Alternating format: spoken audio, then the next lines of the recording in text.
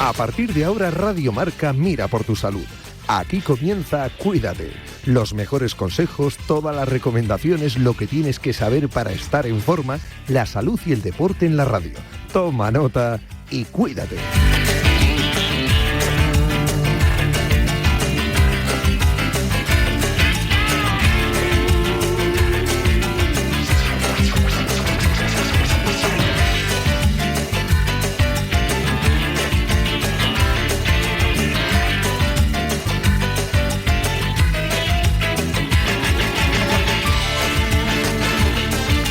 Saludos, muy buenas tardes, bienvenidos. Esto es Cuídate, ya lo sabes que tienes esa cita siempre a las 3 de la tarde en Radio Marca con la salud, con el autocuidado y con la prevención.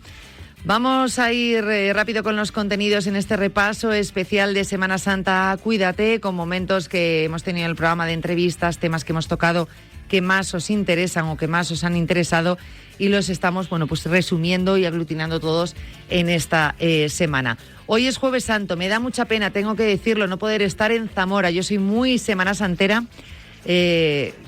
toda mi vida la he pasado allí, en Semana Santa, y este es el primer año que no he podido ir.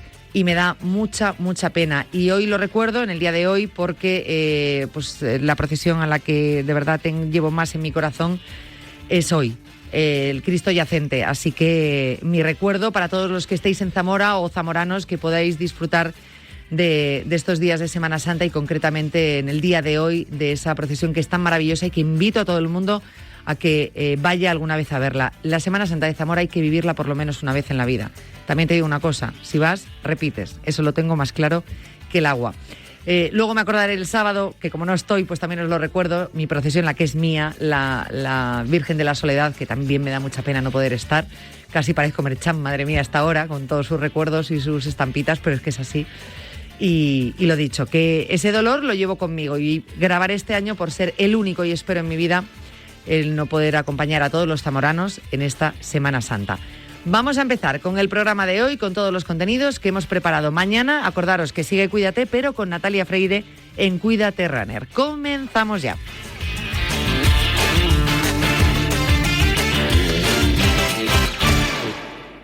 ¿Quieres estar al día de todo lo que ocurre en el mundo del póker? David Lozagua y su equipo te resumen toda la actualidad cada domingo en Marca Póker, el programa de referencia en España.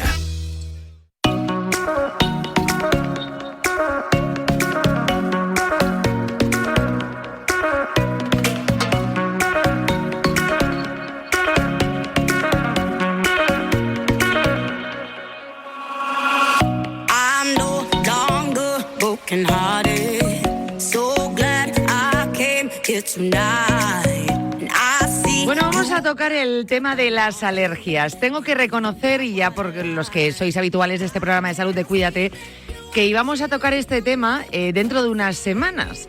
Pero claro, dados los acontecimientos, la climatología que nos ha acompañado en el último mes, y vemos titulares en todos los medios de comunicación hablando de alergias, de cómo se deben preparar los alérgicos para esta primavera 2025, que va a ser fuerte. Bueno, pues claro, ha llevado consigo que tengamos que adelantar el tema porque es un tema absolutamente de actualidad.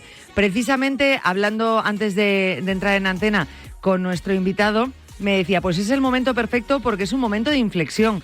O sea que vamos a aprender cosas muy interesantes en los próximos minutos. Estamos con el invitado además indicado y perfecto. Es el doctor Juan José Zapata, presidente del Comité de Aerobiología Clínica de la Sociedad Española de Alergología e Inmunología Clínica. Juan José Zapata, ¿qué tal? Buenas tardes. ¿Qué tal? Pues encantado de estar con vuestra audiencia y poder ser útil para lo que necesitéis. Pues seguro que sí, porque obviamente... Y seguro que han recibido consultas de este tipo a montones en la sociedad española. La climatología de las últimas semanas, como estaba diciendo al principio, ha asustado sobre todo a los alérgicos, porque ya hemos empezado a leer que si se adelantan los síntomas para los alérgicos, que si va a ser una primavera con la que hay que prepararse para esta primavera 2025 porque va a ser fuerte. ¿Qué hay de realidad, qué hay de temor y cómo podemos pues tranquilizar a los alérgicos y qué es lo que tienen que hacer? Claro, vamos a empezar por el principio. Sin duda. Lo más importante de este tema es saber un poco en qué situación estamos y qué es lo que podemos hacer para que el impacto sea lo menos posible para nuestros pacientes. Claro. En primer lugar, hemos podido ver que el invierno ha tenido unas temperaturas bastante cálidas, bastante moderadas, y esto lo que hace es aumentar toda la vegetación en todo el territorio nacional. El único problema que tenemos cuando nos enfrentamos a esta época es el estrés hídrico. Cuando a veces no ha llovido lo suficiente, pues resulta que las plantas van a tener un problema para la polinización. Pero precisamente en el mes de marzo se ha producido un fenómeno de inflexión, y es que hemos tenido probablemente la pluviosidad más importante de los últimos años, en un tiempo muy pequeño. Por tanto, esto ha hecho de que todo el territorio haya recibido mayor o menor grado de agua, que las plantas estén en unas buenas condiciones de polinización, y además por las temperaturas suaves sabemos que siempre se adelanta un poquito. Y con la climatología que ha habido, sabemos que también se va a hacer mucho más amplio el periodo de polinización, porque muchas plantas que normalmente por el estrés hídrico dejan de polinizar al final de la primavera, pueden continuar después produciendo polen. Por tanto, la noticia es exacta, se va a adelantar, puede ser más larga, y dependiendo de las temperaturas puede ser que los niveles sean más altos o más bajos, pero lo más importante es transmitir un mensaje de que se pueden hacer cosas para mitigar todo esto, y bueno, no tenemos que ser excesivamente alarmistas. No alarmistas, pero efectivamente, bueno, pues una primavera que se va a adelantar un poquito para los alérgicos, que va a ser un poquito más larga, y quizá entonces en cómo prepararse para ello, porque es verdad que en algunas noticias podíamos leer que la climatología que nos acompañó en las últimas semanas ya no solo hace años, en algunas zonas no se recordaba tantas lluvias desde hace muchísimas décadas, con lo cual esta primavera es bastante desconocida. Sí, eso nos está pasando mucho, que los escenarios climatológicos son muy cambiantes e incluso algunos están haciendo tendencia. Por ejemplo, el hecho de que las temperaturas sean muy suaves y el hecho de que la pluviosidad sea muchas veces muy explosiva, esto hace que condicione mucho las condiciones medioambientales y sobre todo el comportamiento de las plantas. Como decíamos al principio, tenemos que empezar a ver qué podemos hacer con todo esto, y por eso es importante que lo hablemos antes de que empiece la polinización, digamos, en todo su esplendor. Lo fundamental siempre es tener un buen diagnóstico. Quiere decir, un paciente que tiene un buen diagnóstico, que sabe qué planta o qué alergeno es el que le está haciendo daño, lo puede monitorizar, lo puede ir vigilando. ¿Y cómo? La Sociedad Española de Alergia tiene una página que se llama polenes.com, donde transmitimos todos los datos de nuestra red de aerobiología. Tenemos una red de captadores, donde tenemos un captador en cada provincia española, y de esta manera, en esta página se puede consultar casi a tiempo real cómo se van produciendo estos picos. Si un paciente tiene un buen diagnóstico, atiende a cómo se producen los picos de polinización, podrá enfrentarse mucho mejor a la estación. Y sobre todo, una vez que tiene un buen diagnóstico, se supone que ha estado en un profesional que le ha dicho qué medicación puede tener a punto para tomar en el momento que tenga síntomas. Si se la toma al principio y no dejamos que la enfermedad se consolide, se ponga más severa y después intentemos querer en un día paliar todo lo que ha pasado. No, el mensaje es, tengamos nuestra medicación a mano, hagámoslo en los primeros síntomas y de esta manera mitigamos mucho la enfermedad. Y si me lo permite, habría otra cosa que sería muy importante y sería el control ambiental. Hablamos siempre de que la ventilación de los hogares es un elemento muy importante. Debemos de ventilar la casa para que no se acumulen humedades ni olores, pero tenemos que tener la mayor parte del tiempo cerrado en máximos de pico de polinización. Abrir las ventanas por la mañana y por la tarde, por ejemplo, 10 minutos, airear, limpiar los filtros de aire acondicionado, no poner la ropa a secar en los exteriores, que son verdaderos captadores de polen, evitar no hacer ejercicio los días de máxima polinización en zonas ajardinadas o en parques, y utilizar mascarillas FFP2 o antipolen y gafas de sol si no tenemos más remedio que estar en zonas de alta contaminación. Vemos cómo, haciendo un poco todo esto, un buen diagnóstico, un tratamiento sintomático adecuado y un control también del ambiente puede hacer que estemos en primavera y que podamos sobrevivir a toda esta polinización que se está produciendo. Es prepararnos un poquito antes, ¿no?, de que lleguen ya los síntomas fuertes. Muchas veces es verdad que debutas con síntomas fuertes y no te has previsto previamente de esta clase de recomendaciones. Yo creo que es muy importante porque aparte vemos ya de por sí alérgicos que lo pasan realmente mal. Si ya nos están avisando que esta primavera puede ser tremendamente fuerte, yo creo que es muy importante. Claro, ha dado una clave muy importante, que es tener un diagnóstico.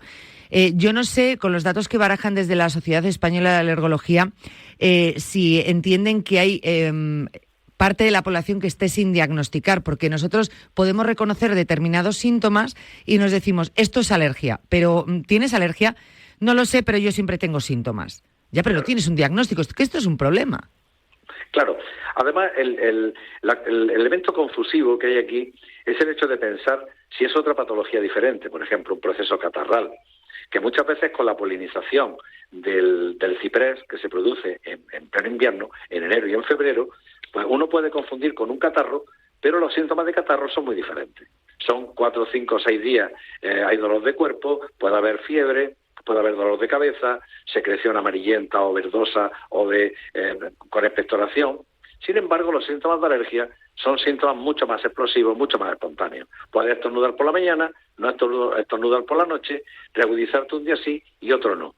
Pero, sin embargo, tiene una cosa muy interesante, que es la estacionalidad. Por ejemplo, si nosotros ahora, cuando terminen las lluvias, tenemos unos síntomas muy acusados, vivimos en Sevilla, en Toledo, en Barcelona, y empezamos a tener muchos síntomas, pues uno pensaría que es el plátano de sombra que está ahí parado por las lluvias y que va a producir un pico importante justo después de las lluvias. Si tenemos unos síntomas en abril, podemos pensar en las gramíneas, y si lo tenemos un poquito más de unas semanas más tarde, podemos tener una sensibilidad por olivo. Por tanto, el tener un diagnóstico y el seguir cada planta a que el paciente puede tener sensibilidad nos hace estar pendientes de lo que va a pasar y de cómo paliar esos efectos que nos pueda producir. Y un tratamiento, efectivamente, es lo que más nos va a ayudar. Porque claro, de cara a esta primavera hay algunas plantas, algunas alergias, por tanto, que se van a desarrollar más, o algunas plantas que van a estar especialmente activas, o las propias de esta temporada, y eso no cambia. Sí cambia, porque todo lo que son hierbas, como por ejemplo las salsolas, como son las gramíneas, los plántanos, todas estas plantas se benefician mucho de las lluvias que se producen antes de la primavera. Por tanto, todas esas hierbas que son muy alergénicas, concretamente las gramíneas tienen un crecimiento exponencial cuando las condiciones de temperatura y pluviosidad son las adecuadas y pueden afectar a una amplia gama de la población, puesto que sensibilidad a gramíneas en mayor o menor grado tiene toda la geografía nacional, produce síntomas por estas plantas.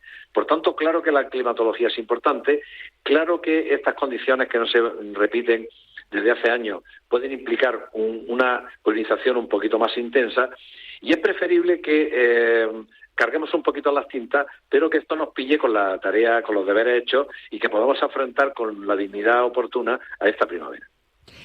Por otro lado leíamos hace unos días, de nuestros compañeros de la sección de salud del mundo.es, dentro de la noticia hablaban que según datos de la Organización Mundial de la Salud, a día de hoy hasta el 25% de la población tiene algún tipo de enfermedad alérgica, y luego hablaban que las estimaciones decían que podría duplicarse antes de 2050, es decir, van a aumentar los alérgicos. A mí me gustaría saber el porqué de esta situación. Yo no sé si es verdad, porque nosotros podemos tener una sensación, una impresión, ¿no?, que cada vez hay más alérgicos. No sé si esto es real o no. Sí, es real. Además, le voy a hacer una trayectoria poniéndome a mí como ejemplo, como profesional. Yo hace unos 30 y tantos años que estoy trabajando en la alergología. Uh-huh. Cuando yo empecé a trabajar, estamos hablando por los años finales de los 80, 90, se hablaba de que el 5 o 10% de la población española tenía alergia. A mitad de mi andadura, entre un 20 y un 25%. Hoy estamos hablando de entre un 25 y un 30%. Quiere decir, el crecimiento de la patología no es consustancial solamente a la herencia, sino a los factores medioambientales y a nuestra forma de vida. Quiere decir, en el último siglo, el siglo XX, ha sido un siglo de crecimiento exponencial. Y nos ha situado a la población en una determinada forma de vida. Tenemos cada vez hogares más pequeños, en ciudades mucho más multitudinarias, tenemos menos contacto con la naturaleza, tenemos más contacto con irritantes dentro de nuestro domicilio, tenemos menos enfermedades respiratorias severas, nacen más niños por cesárea, se tienen menos hermanos, se tiene menos contacto con la naturaleza. Todo esto condiciona un perfil de enfermedad social. Y pareciera que la alergia se está comportando como una enfermedad que va creciendo exponencialmente a las mejoras de la calidad de vida. Por tanto, estamos pagando un precio a nuestras comodidades en el mundo occidental. Wow, que nos podíamos tener en la cabeza que era solo factores medioambientales, pero no, es que implica un montón de cosas en ese aumento que es real, lo estamos entendiendo. Yo no sé si estas, porque en otras enfermedades cuando hablan a largo plazo, 2030, 2050, pues la curva va en aumento en muchas enfermedades. Por ejemplo, hablábamos de la obesidad. En las alergias, que hablamos de duplicarse en 2050. ¿Esto, si hacemos algo, podría revertirse? ¿Y qué tendríamos que hacer si se puede revertir? Hombre, no es tan sencillo, porque... Que lo veo complicado. Claro, porque estamos hablando de un modum vivendi de la población. Quiere decir, alterar los patrones de convivencia son muy difíciles. Entonces, que la población tenga más contacto con la naturaleza. No vamos a volver de nuevo a tener más infecciones respiratorias. No vamos a perder calidad de vida en el aspecto de que no tengamos una casa con todas las comodidades posibles, donde tengamos calefacción, refrigeración, 20.000 productos de limpieza, 20.000 productos para el aseo personal. Es muy complejo. Por tanto, hay tantos factores que además no estamos de acuerdo en cómo puede incidir cada uno de ellos, pero sabemos que están ahí. ¿Podemos modificar qué? Lo que podemos hacer es aumentar, por ejemplo, la atención en alergología, tener a muchos más pacientes diagnosticados, hacer unos tratamientos muy efectivos. Tenemos vacunas alergénicas que son muy eficaces. Por ejemplo, podríamos hacerlas gratuitas, como en otros países, para que todo el mundo se la ponga y no tenga ningún conflicto por su estatus económico. O sea, podemos manejar todo esto y podemos manejar también un tema muy importante, que es el de la calidad del aire. Hoy día, el tema de hablar de calidad del aire es hablar del tema de la calidad de la salud del planeta. La contaminación desde la época preindustrial está creciendo de una manera alarmante. Hablábamos del CO2, que había 200 y pico partes por millón hace un siglo, y ahora estamos hablando de 400 partes por millón. Quiere decir, y esto lo estamos registrando en un sitio donde no hay contaminación, que es en un observatorio que hay en Hawái. Por tanto, la contaminación está modificando ¿qué? Está modificando las mucosas de nuestros ciudadanos, porque están cada vez más agredidas, están cada vez con más dificultades de poder estar en buenas condiciones de aislamiento con el medio exterior. Tenemos un aumento de gases de efecto invernadero, tenemos CO2, tenemos óxido nitroso, tenemos partículas en suspensión. Todo eso es un escenario que hace que las plantas que polinizan también tomen partida en el asunto. Es decir, las plantas polinizan de forma más drástica. Esa polinización, a veces el polen expresa alergenos de defensa que son tremendamente alergénicos. Por tanto, es un escenario que nos pone a las plantas, al aire, a todo el entorno, lo pone a funcionar en ese sentido perverso de hacernos cada vez tener enfermedades más acopladas a nuestra forma de vida. ¿Qué se puede hacer? Lógicamente, se puede mejorar la calidad del aire, se puede mejorar la contaminación, se puede mejorar la calidad de nuestra existencia y todo eso, lógicamente, disminuirá el impacto de la enfermedad.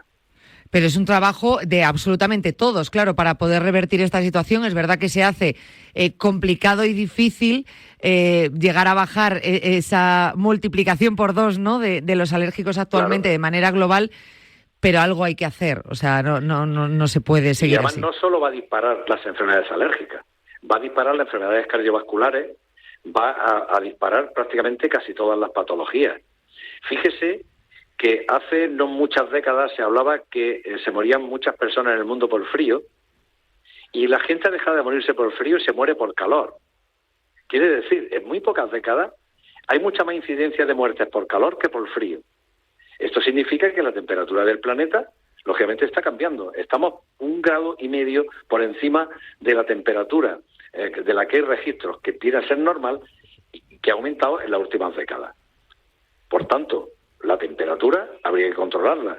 Pero la temperatura no es algo que se puede controlar con 4 medidas pequeñas, sino que se necesita el que toda la población como unidad, como una comunidad total del planeta haga algo. Por ejemplo, si nosotros tenemos buenas costumbres de poder quitar los contaminantes, reciclar, ser más efectivos en nuestros transportes, en fin, contribuir todo el mundo, toda la población, no solamente los gobiernos, en la mejoría de ese escenario, pues tenemos un escenario que nos va a complicar la vida desde muchos puntos de vista, no solamente de la alergia, ojalá solamente fuera esto, sino desde el punto de vista de muchas enfermedades que nos van a venir impuestas por nuestra forma de vivir. Y es que ahí tenemos relación absolutamente todos, lo está diciendo, o sea, tendríamos que hacer una comunidad global donde todos aportásemos para que la situación y esa visión de futuro pudiese ser un poco más halagüeña y cambiase. Es complicado, pero desde luego es algo que tenemos que plantearnos, que cada vez deberemos hablar más de estas cosas, qué es lo que podemos hacer desde nuestra casa, desde nuestro humilde aportar algo a la sociedad global. Repetimos, no es nuestra comunidad, no es nuestra ciudad o nuestro país, es que es un trabajo global de todos y es importante. Y claro, visto así es que está todo absolutamente relacionado. Correcto, fíjese que, por ejemplo, cuando yo era un adolescente o cuando yo empecé mi carrera, no se hablaba nada de ecología, ni de cambio climático, ni de reciclar, ni de incluso en mi provincia a veces no teníamos ni papelera. Es decir, claro, el escenario ha cambiado en unas décadas de una manera, irreconocible. Totalmente. Y además si no hace tanto esto, y ha sido un cambio muy brusco. Claro, y los necesitamos a ustedes porque ustedes llegan a todas las casas y llegan a todas las personas. Y es mucho más fácil llegar por la onda a cada domicilio y a cada persona para concienciar que si lo tenemos que hacer desde situaciones mucho más complejas. Pues es necesario que nosotros desde nuestro trabajo, lo que está diciendo, pues que seamos altavoz de esas necesidades urgentes, además de esos cambios y pequeños pasos que tenemos que ir dando. No entrar a valorar, como se entra a valorar ahora, el reciclaje, pues yo no reciclo, o reciclo 2 días, o no reciclo, o esto no me lo creo. El cambio climático, no podemos entrar a valorar eso, tenemos que hacer algo por el cambio. Claro, pero ¿sabe qué pasa? Que tanto las noticias en el buen sentido del cambio climático como en el mal sentido, o sea, los que son negacionistas, si son opiniones que se sacan de contexto, pierden su valor. Claro. Por tanto, lo que necesitamos es algunas plataformas que tengan una buena información, que haya unos buenos expertos, que nos coloquen de una forma razonable sobre el camino y no se den pequeñas noticias que parece que nos despistan. Por ejemplo, me decía una señora en la consulta el otro día, hombre, que me venga a decir ahora que las ventosidades de las vacas nos van a matar, pues la verdad, esto del cambio climático es un cachondeo. Vamos a ver. Es que claro, dicho así, pero es que es lo que hay. Claro, pero es lo que hay, o sea, el consumo de carne que tiene el planeta, la cantidad de derroche que tenemos en cuanto a medio, en cuanto a agua, en cuanto a todo esto, eso no se puede mantener durante todo el tiempo. Quiere decir, tenemos que empezar a tener factores de corrección que vayan haciendo un poco de coherencia. Dentro de poco vamos a ser 8.000 millones de personas, quiere decir, o 9.000. Quiere decir, o organizamos un poquito nuestra forma de vida o el planeta tiene unos recursos que no son ilimitados. Y todo eso tendremos que optimizarlo y tendremos que tener políticas que nos organicen y nos direccionen en el camino correcto. Es una obligación del Sapiens darse cuenta de qué situación es la que nos encontramos. Me parece una ardua tarea, pero como digo, bastante urgente. De hecho, no veo mal hoy porque nos estamos centrando en las alergias, en el tiempo, pero no veo mal desde este programa nosotros sumarnos a esta necesidad de concienciar a la población de la necesidad de trabajar en conjunto globalmente para reorganizar un poco lo que conocemos ahora como nuestra vida actual, ¿no? Porque de seguir así, el futuro, repetimos, pinta muy negro, no gris, sí, pinta muy negro. Tendremos que adaptarnos a los cambios, pero el hecho de hablar de ellos nos va colocando en una buena plataforma, porque a base de repetir y a base de darnos cuenta, lo que pasa es que algunos cambios, cuando sean suficientemente drásticos, pues van a modular respuestas en el mismo sentido, porque veamos que pueden peligrar pues nuestras cosechas o nuestra pesca. Fíjese, le doy un dato curioso, las sardinas se están yendo del Mediterráneo, porque está muy caliente. Dentro de poco tiempo igual no podemos comer sardinas en el Mediterráneo. Parece una cosa de broma, pero es que es así. Pero claro, contado como un hecho aislado, si lo contamos dentro de una conversación como estamos haciendo ahora, podemos ser más conscientes de lo que está ocurriendo. De otra manera, un simple titular de las sardinas se está yendo del Mediterráneo, lo vemos como algo anecdótico y hasta curioso. Irrisorio. Efectivamente. Y es la típica anécdota que tú puedes contar con unos amigos en una reunión. Oye, ¿sabéis que el Mediterráneo y las sardinas se están yendo? Anda, qué curioso, ¿por qué será? Pues no lo sé, y ahí lo dejas. Pues no, es que todos tenemos algo que hacer para que eso no ocurra. Todo está interconectado. Todo. Y ahora se habla de un término que es la salud global. La salud global quiere decir que las plantas, los animales, los insectos, todo pertenece al mismo ecosistema. Somos el mismo tejido biológico. Y aquí o vamos todos en el mismo sentido o realmente nos meteremos en un lío de grandes dimensiones. Pues esto tendremos que frenarlo de alguna manera y nosotros desde Cuídate nos comprometemos por lo menos a hacer llegar estos mensajes que creo que son tan importantes. De hecho, todo lo que nos ha contado en estos minutos ha sido, yo creo que lo suficientemente importante y reseñable como para tener en cuenta. A mí me gustaría volver a hablar con usted y seguir hablando de estos temas que creo que son tan necesarios.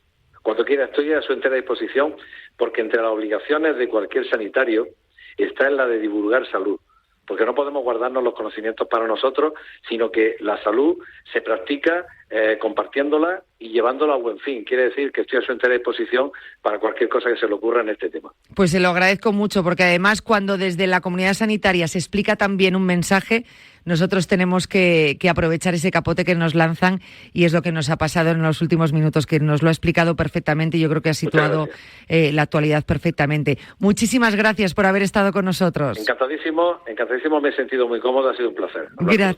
Gracias, muy amable, gracias.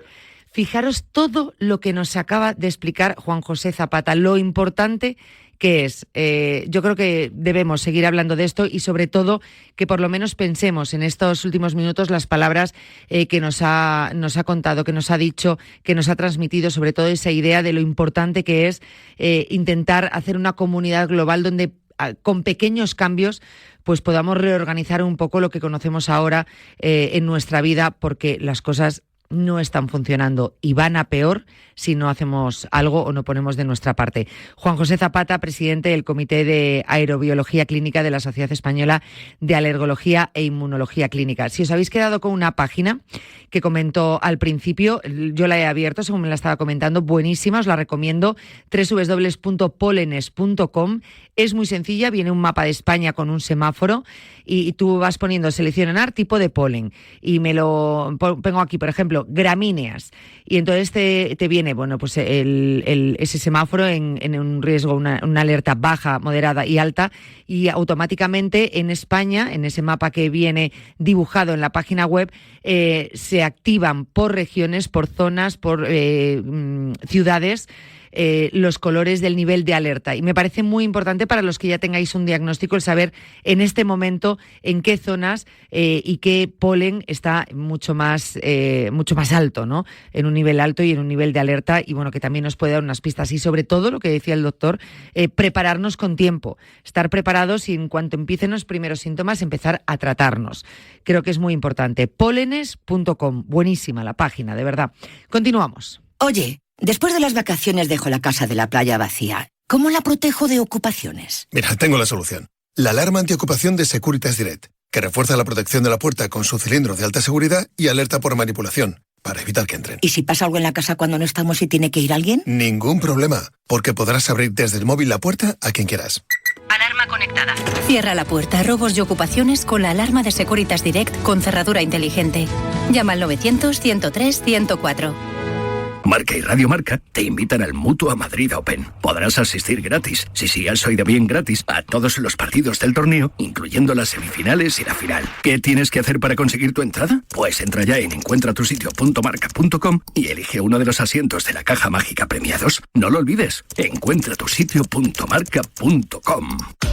Haz realidad tu sueño de ser periodista deportivo con Marca. Nuestro máster en periodismo deportivo se ofrece en modalidad presencial y online, con prácticas garantizadas para todos los alumnos presenciales. Visitarás entidades deportivas y participarás en charlas con profesionales del sector. No dejes pasar esta oportunidad de aprender sobre las tendencias actuales en prensa, web, redes sociales y radio. Más información en www.escuelaunidadeditorial.es.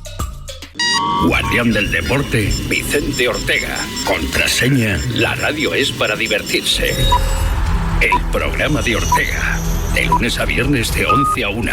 Somos los Guardianes del Deporte. Radio Marca. El deporte es nuestro superpoder.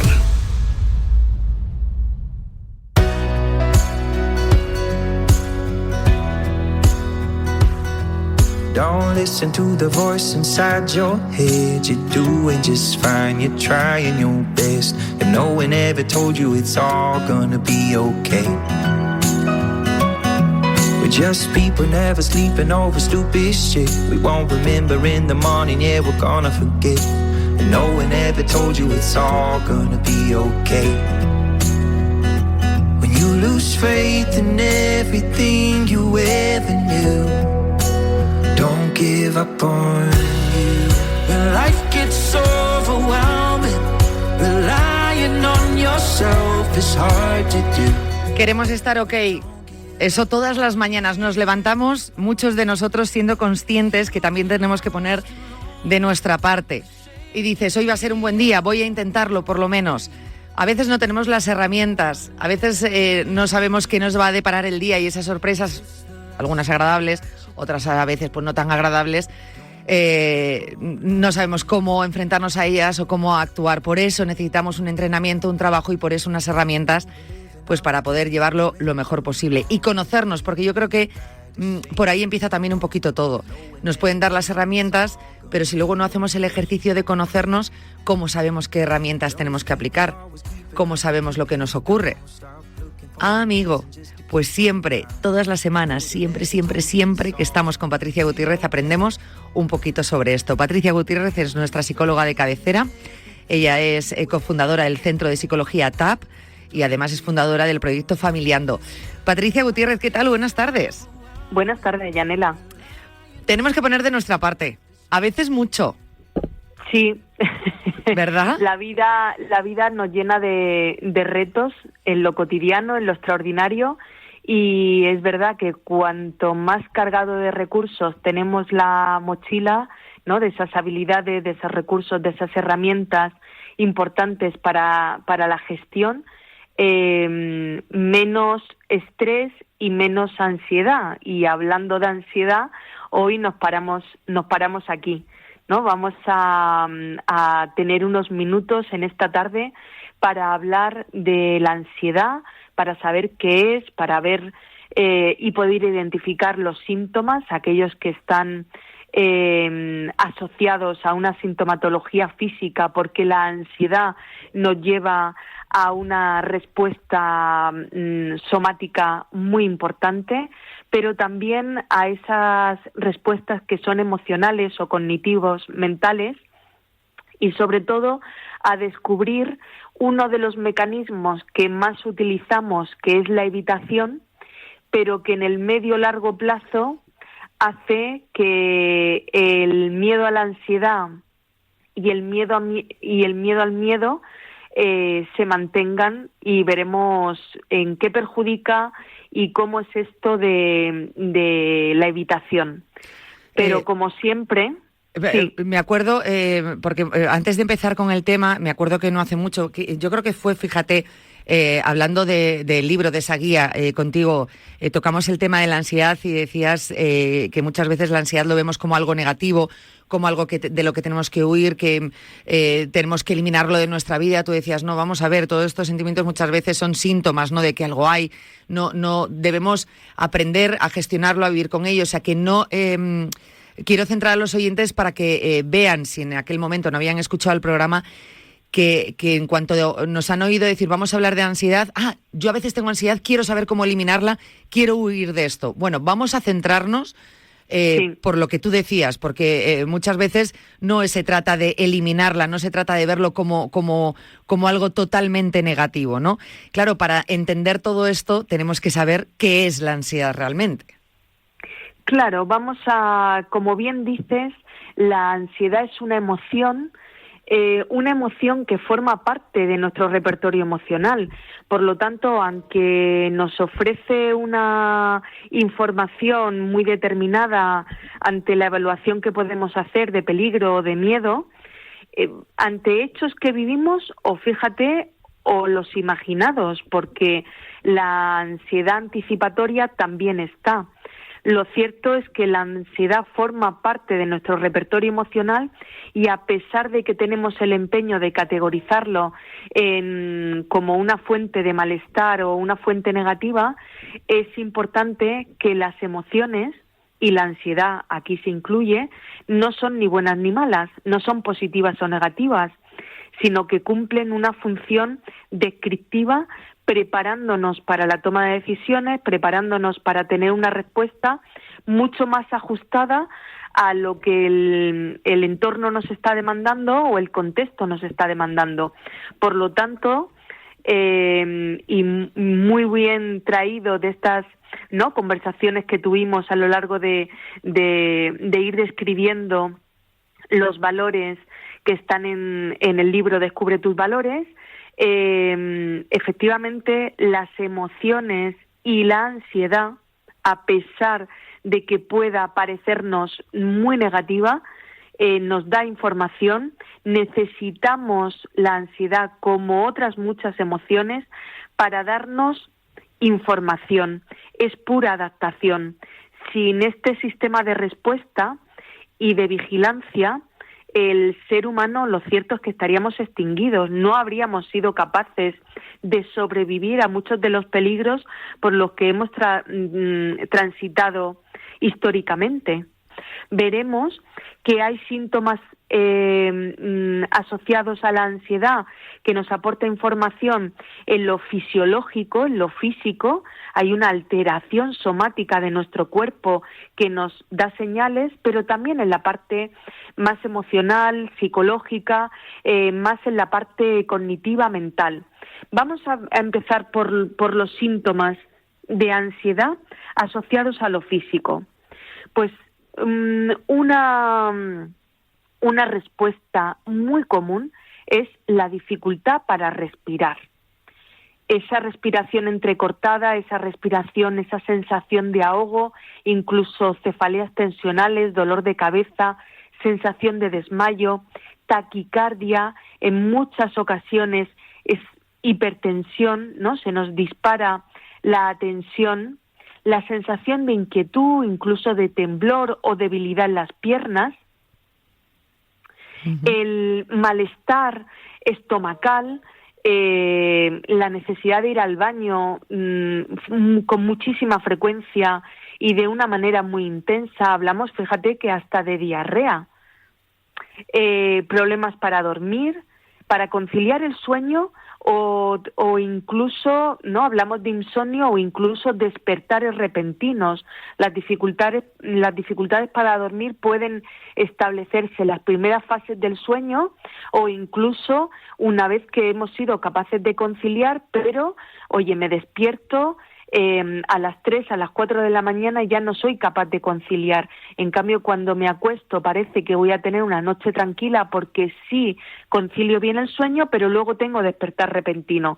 O al revés, personas que nos dicen en consulta, soy incapaz de conciliar el sueño, no tengo lo que llamamos inducción al sueño, no soy capaz de estar tranquilo o tranquila y me cuesta mucho. Por lo tanto, los problemas para dormir pueden estar en las fases iniciales o en las fases centrales del sueño, de las fases del sueño.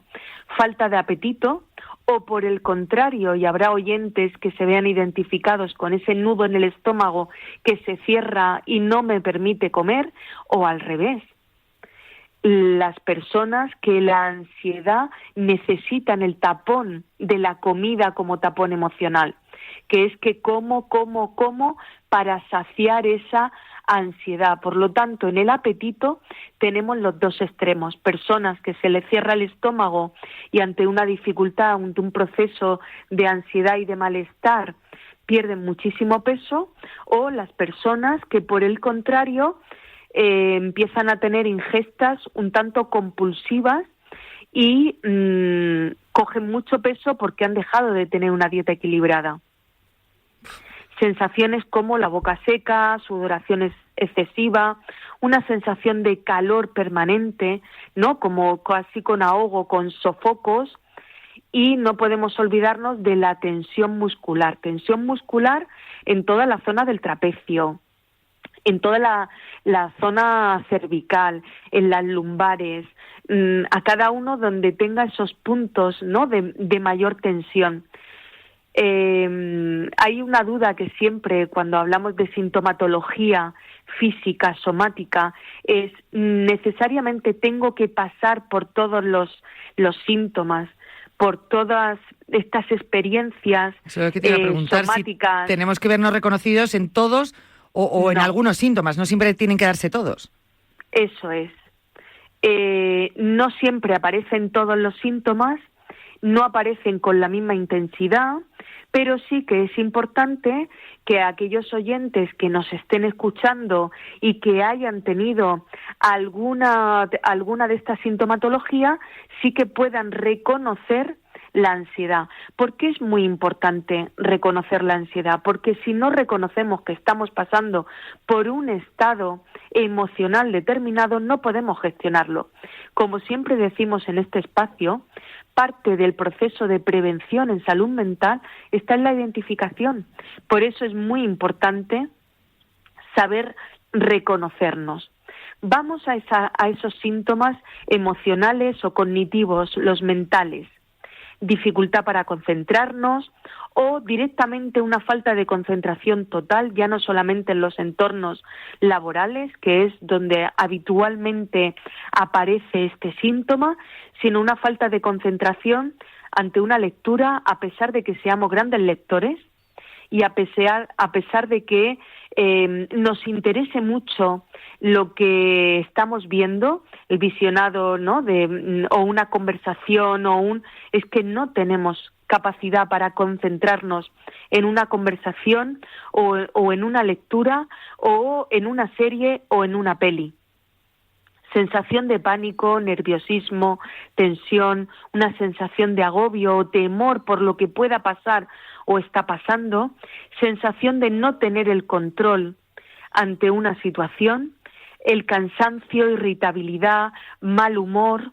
O sea, aparece en nosotros una serie de ideas, de pensamientos desde el no puedo, no soy capaz, que afecta evidentemente sobre nuestra fórmula de afrontar las situaciones y sobre todo la anticipación ante situaciones que son complejas o vivimos o hemos tenido experiencias de alta complejidad y entonces intentamos evitar. Yo no quiero volver a pasar por esa sensación, yo no quiero volver a tener ansiedad, por lo tanto, si esta situación me provoca ansiedad, pues evito la situación.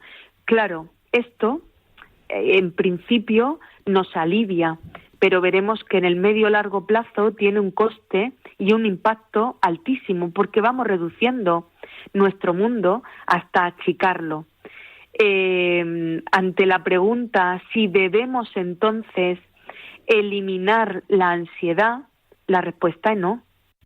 De hecho, necesitamos la ansiedad para que nos informe de lo que está sucediendo a nuestro alrededor. Cuando nuestro empeño está en que la emoción desaparezca, estamos utilizando un fenómeno psicológico que se llama evitación experiencial. Se define como el intento de esquivar, de suprimir, de evitar, de eliminar los pensamientos, las sensaciones, estas físicas de las que hablábamos, toda la parte psicosomática, y los recuerdos que componen la experiencia de una emoción desagradable. Son muchos los ejemplos que podemos poner en evitación experiencial, porque lo que intentamos es eliminar esa carga negativa. El miedo a volar, por ejemplo. El miedo a volar porque hemos sufrido un episodio de ansiedad o de alto impacto emocional, ¿no?, con mucha carga, nos impide coger un vuelo, nos impide ilusionarnos con un vuelo, ¿no? Con un viaje y con todo lo que supone la experiencia positiva de irte a otro lugar y pasar por esa experiencia. Desde la tranquilidad anticipamos, ¿no? Estando en la tranquilidad de nuestra casa, decimos, no, puesto que esto me va a provocar mucho malestar, anticipo la carga negativa, nos inunda, llegando a provocar en nosotros un conjunto de síntomas, incluso cuando no estamos en el avión, sino que sentimos esa ansiedad y esa sintomatología en el confort de nuestra casa, y así hace que no pasemos por la experiencia. Estamos reforzando el miedo a volar sin estar metidos en un avión. La ansiedad que nos provoca pensar en pasar por esa experiencia hace que la evitemos. Otro ejemplo muy común es evitar los espacios cerrados y pequeños, ¿no? La famosa claustrofobia. Sí. Esta respuesta, claro, ¿qué hace? Evitarnos disfrutar con cierta normalidad de ciertos espacios, incluso evitando acceder a experiencias que en principio serían positivas, las evitamos, no nos montamos en un ascensor y eso nos impide, por ejemplo, llegar a la planta 10ª o una planta superior de un ático y observar las vistas de una ciudad, subirnos a un rascacielos, ¿no? Porque dice, bueno, si es una planta 10, pues la subo andando, pero si hablamos de 40 y tantas plantas, dice, pues mira, yo la experiencia me la pierdo, no me compensa, anticipo que lo voy a pasar mal en ese espacio reducido, además con otras personas, por lo tanto, pasar por la experiencia del ascensor, lo que hago es evitarlo, pero también evito espacios pequeños como visitar una bodega, porque no voy a bajar a espacios que estén en semisótanos o una excursión a una cueva. Por lo tanto, en el confort de nuestra casa, cuando anticipamos que vamos a tener ese estado de ansiedad y de inquietud, ¿qué hacemos? Evitamos, claro, en principio la ansiedad se elimina, no cojo el vuelo, no me monto en un ascensor, no paso por esa calle porque hay un perro que siempre ladra aun estando en el jardín y como yo tengo miedo y me provoca ansiedad, pues entonces no paso por ahí. Pero se evita, pero no se afronta. Claro, efectivamente. Al final la evitación experiencial es una respuesta absolutamente comprensible y natural, porque el cerebro lo tenemos programado para detectar y para reaccionar ante las posibles amenazas, pero claro, esas amenazas que el cerebro detecta como peligrosas desencadenan una serie de emociones desagradables y aparece de nuevo el miedo o la ansiedad, identificando como peligro. Pero claro, este tipo de respuestas nos han permitido sobrevivir y llegar hasta aquí, pero ¿qué sucede cuando esa evitación experiencial se vuelve una respuesta cotidiana? ¿Qué pasa cuando sostenemos en un modo de alerta máxima a nuestro cerebro a pesar de no haber experimentado situaciones peligrosas, sino que es una experiencia, ¿no?, que nos contamos y que vivimos nosotros, y que somos capaces de ponerle, ¿no?, un nivel de impacto muy alto, haciendo que evitemos? ¿Qué sucede en esos casos? Que aparece lo que llamamos el miedo al miedo, el miedo a la ansiedad. Y eso ya tenemos que empezar a gestionarlo de otra manera. No podemos estar permanentemente entrando en un círculo de evitación experiencial.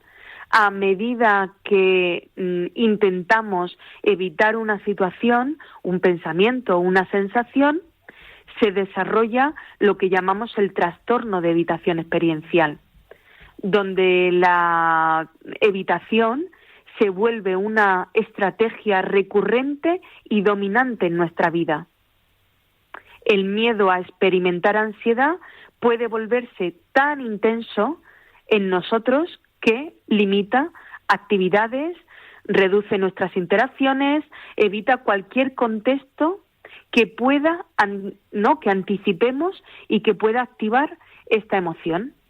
Claro, el miedo al miedo se apodera de nosotros. Sabemos que la evitación experiencial está en este núcleo y forma parte de esta respuesta, ¿no? Forma parte del trastorno de ansiedad. Así que necesitamos afrontar, y vamos a hablar de 4 estrategias muy rápidas para que si alguno de nuestros oyentes se ve en este círculo, ¿no?, del miedo al miedo, de la anticipación, de la evitación experiencial, sepa cómo gestionar y cómo afrontar esta situación. Me adelanto a los pocos minutos que nos quedan. Sí. Es un tema que seguiremos ampliando, entendiendo ya, no volviendo a qué es la ansiedad, porque yo creo que ha quedado lo suficientemente claro, pero sí esas herramientas que hoy os vamos a dar de manera general, pero que nos iremos metiendo en distintas parcelas que nos puedan ayudar. Pero de manera general aprovechamos para saber, ¿no?, qué es lo primero que tenemos que hacer. Pues lo primero, como siempre, nos toca aceptar que la ansiedad forma parte del repertorio emocional de nuestro mundo y de nuestra vida. No podemos evitarlo, no debemos luchar y no debemos pasar por la eliminación. Debemos reconocer la emoción desagradable porque nos permite conectar con aquello que no nos está gustando para poder afrontarlo. Por lo tanto, la primera clave es la aceptación. La segunda es no creernos todo lo que pensamos y anticipamos. Nos fusionamos con nuestros pensamientos. No debemos darle credibilidad a todo lo que pensamos porque no hay verdades absolutas. Debemos conectar con el momento presente, con la atención plena. Haremos un espacio específico y completo sobre el mindfulness, sobre la atención plena como técnica de regulación emocional, el pararnos en el aquí y en el ahora. Y por último, y esto con toda la tranquilidad y con todo el mimo del mundo, sería interesante ir pudiendo exponernos gradualmente a aquellas situaciones, acontecimientos y experiencias que desencadenan la ansiedad. ¿Por qué digo con toda la tranquilidad y con todo el mimo? Porque la exposición yo siempre invito a que sea gradual a esas situaciones que nos provocan ansiedad. No evitándolas, pero sí haciendo una aproximación tranquila. ¿Para qué?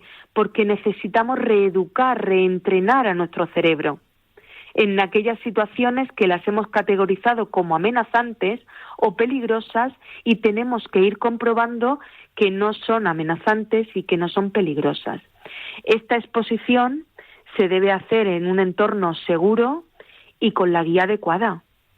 Entonces, muchas veces nos preguntan, ¿no?, en consulta, me preguntan, oye, Patricia, ¿debo enfrentarme? ¿Qué hago? ¿Me meto en un avión y ya está?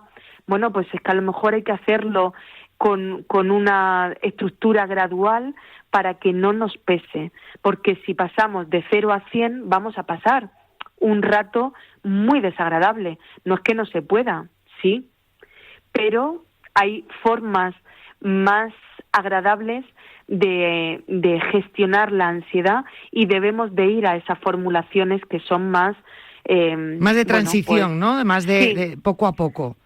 Sí, yo estoy más en la línea de lo gradual que de la inmersión.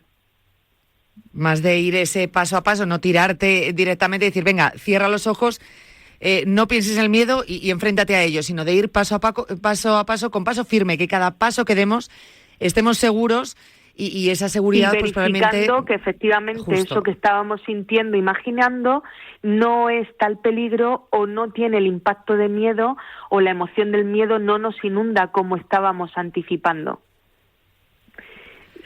Sabemos, ¿no? Tú y yo, y esto lo hemos hablado fuera de antena en muchas ocasiones, que es un tema lo suficientemente complejo, como bien has dicho, para retomarlo tantas veces haga falta. Hablaremos de la ansiedad en los entornos laborales, la ansiedad en crianza, en nuestro rol de padres y de madres. Hablaremos también de la ansiedad en los niños y en las niñas. Nuestros jóvenes y nuestros niños también sufren ansiedad. No es algo de adultos solamente, que pensamos No, que no a es mayor preocupación, cuanto mayores somos, más preocupaciones nos vienen, entonces más ansiedad tenemos y es más propio, ¿no?, de la edad. No, muchas veces pues los niños, sin ser conscientes de a lo mejor los motivos o qué se lo provoca, pero esos sentimientos, esas sensaciones, esos síntomas los tienen. Por eso es importante ahondar en ello y por eso yo me gustaría seguir hablando de este tema. Incluso invito a los oyentes a, si se ven reconocidos en estos síntomas, si tienen alguna pregunta, para que nosotros podemos a lo mejor centrar esas herramientas. Llegar. Efectivamente. Eso es.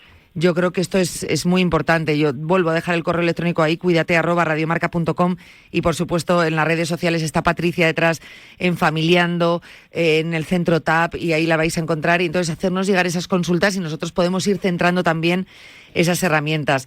A modo de primeras estrategias me parece muy importante para que las valoréis, pero entendemos que no os podéis quedar ahí, que hay mucho más, ¿no?, que hay que hacer.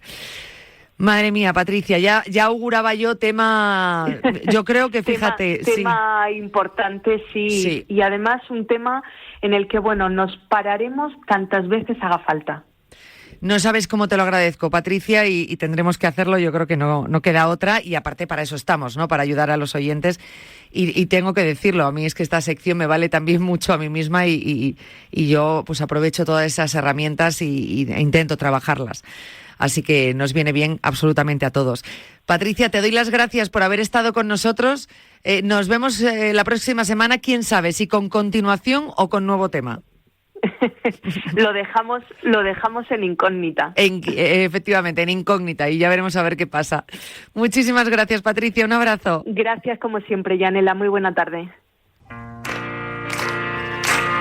Bueno, pues os he acompañado en esta semana de Semana Santa, lunes, martes, miércoles, jueves. Mañana está aquí Natalia Freire con Cuídate Runner.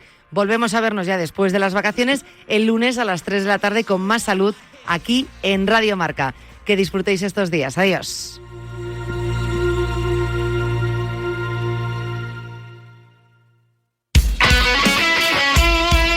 El deporte es nuestro. Radio Marca. Tengo la radio estropeada. Imposible. No puedo escuchar la jornada.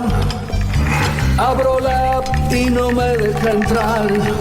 Y el internet me funciona fatal. No sé qué hacer sin mi jornada.